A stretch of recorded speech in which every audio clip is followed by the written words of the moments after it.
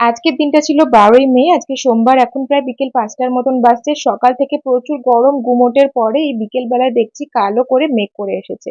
কিছুক্ষণ পরে শুরু হলো বৃষ্টি। এত গরমের পরে বৃষ্টি দেখে চোখেরও আরাম, আর বৃষ্টির আওয়াজ শুনলে কানেরও আরাম। তবে প্রচুর বৃষ্টির দরকার ছিল, সেরকম বৃষ্টি পড়েনি। আধ ঘন্টার মধ্যে বৃষ্টি থেমে গেছিল, সেই জন্য গরমটা যেন আরোই বেশি করে লাগছিল।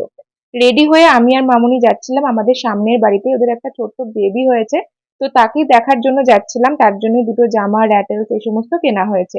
তোজো আমাদের সাথে এসেছিল। একদম রাস্তার এপার আর ওপারে হচ্ছে আমাদের দরজা, একদম সামনের বাড়ি। ওই যে হচ্ছে ছোট্ট বেবি, যার বয়স 4.5 মাস। তোজো তো তাকে বেশ সুন্দর করে দেখছিলাম আদর করছিল, আর তার খেলনা নিয়ে সে কিছুক্ষণ খেলাধুলাও করছিল।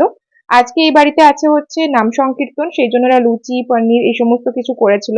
প্রচুর কিছু খেতে দিয়েছিল, তার মধ্যে থেকে কিছু খাবার আমি খেয়েছি, আর তো খাওয়া যায় না গরমে।